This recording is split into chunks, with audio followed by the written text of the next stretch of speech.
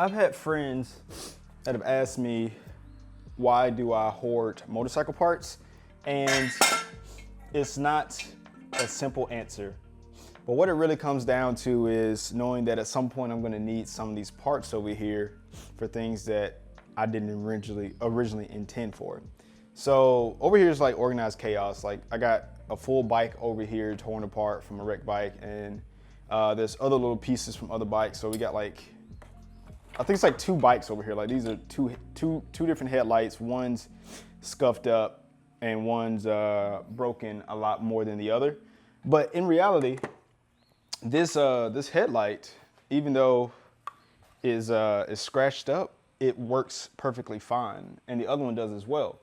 So rather than just throw this away, because this is a $500 piece, my thought process was maybe I can find the glass manufacturer for this this headlight and replace it, because like I said, other than the glass itself being scratched up, the light works perfectly fine. Now this one, on the other hand, is a little bit more destroyed, but it also does work. And maybe I won't use this in the future, but it may be a day where I need to test fit something where this could come in handy.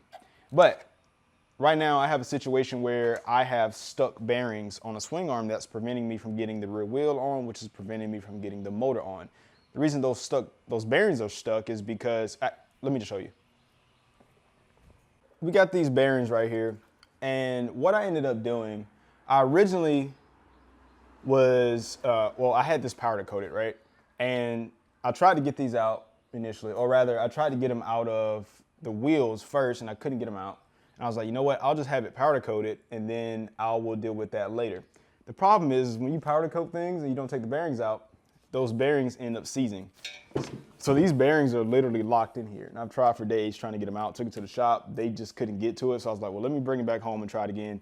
Couldn't get them out.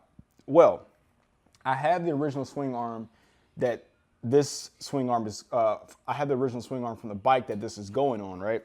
So the plan is I'm actually gonna use the bent original swing arm just to get the wheel on, because that would allow me to get the motor in. That swing arm is gonna go here. It's gonna allow me to put the rear wheel on, and then I'll be able to sit the bike upright in that little device. It'll allow me to keep the bike upright. And then I can get the motor in.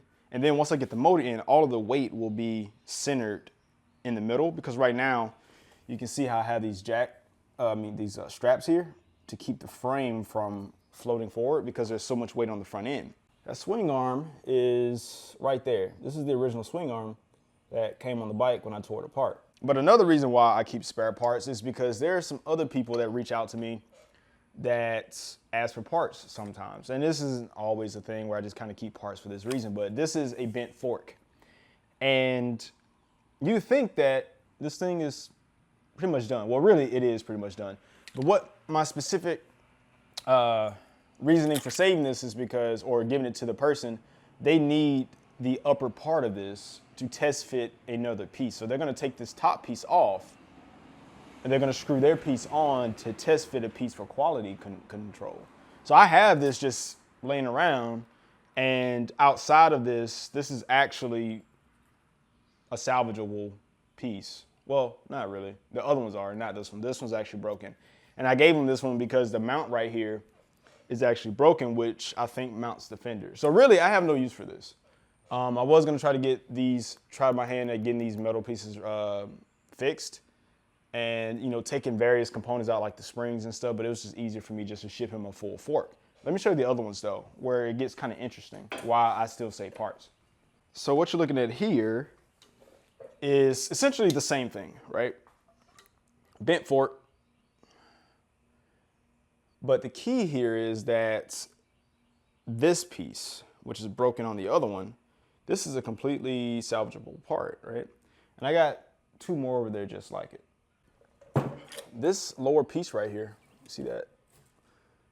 This is a $600 piece. And this is broken, you can just replace this piece. And then just, if this piece was still, not broken, you could just get a new one of these and just have this like powder coated. You wouldn't even see that. That's kind of just like a scuff on the paint. This isn't keeping this thing from being mechanically sound, right? So I got 3 of those. Between that piece, and that one right there, that's $1,800 of parts that can be reused and powder coated.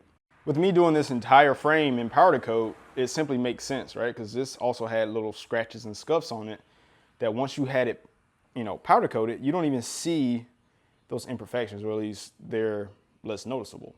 There are some parts like this that are like really busted up, like this wheel.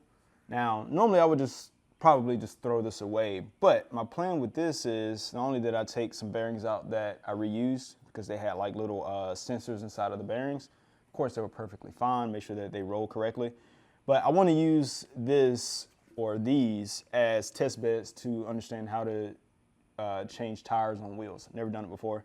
So having these spares here, even though these are busted, it'll give me a chance to understand how to take off a broken wheel off of a probably fine tire, and understand just how to do that. Like how to, take this and understand why, I can't balance a bent rim. So these are little things that I look at when I have these busted up parts. So it's not always just like, okay, it's broken, throw it away, but you're able to take like things like the valve stems off. I took valve stems off of some of my other wheels and reused them because they were perfectly fine. So there's little things like that that you can reuse and just understand why, I guess, things can be harder to get off. Bearings, let's look at those too.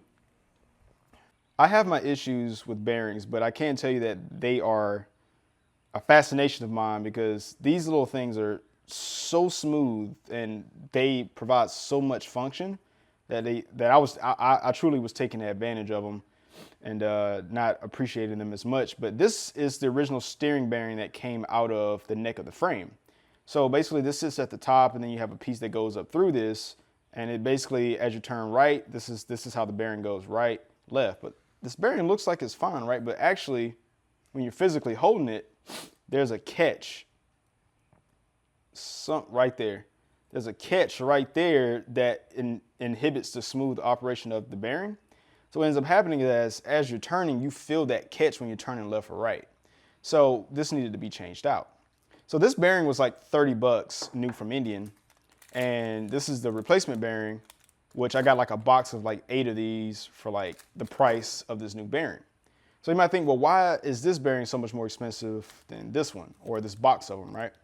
Well, mostly down to it being an OEM piece of equipment. You know it's going to be right when you get it, and you just have to slap it in. So this one is pretty much the same thing. You just slap it in, right? But this isn't the exact same size bearing, but it is of the same brand. But you can see it has smooth operation, right? It's smooth, but it does have more noticeable noise compared to this. Well, actually this was damaged, but what ended up happening is when you take this cover off, you notice that there's less grease in this one as it is in this one, because the grease allows smooth operation and it keeps debris out, and of course it keeps moisture out and it keeps rust out. So you need the grease in here for smooth and optimal performance. Well, these aftermarket bearings don't have as much grease in them, so I had to learn how to take this off and then properly grease the bearing on both sides. So having these bearings, this spare bearing that I should have just thrown in the trash, or most people would have thrown in the trash, it allowed me to understand why this bearing was not gonna work anymore, and also how a good bearing should look, and also to understand, how to grease them properly. So, and also I had to learn how to take this bearing out of the neck of the frame using the proper tools, and also use this as a test to put new bearings in to understand how that goes as well. Having these spare parts provides numerous reasons for me to continue to have these parts to put on the bikes when I need a spare part to test fit something, or like I said, the swing arm. It allows me to put the rear wheel on to get the bike straight so I can get the motor in and kind of move forward and then take it back off later, even though it is a broken piece. Or in this case, this piece allows me to ship it off to a friend so they can test fit parts. Or when a part is damaged, it allows me to understand how it possibly got damaged and understand why it is no longer an adequate piece.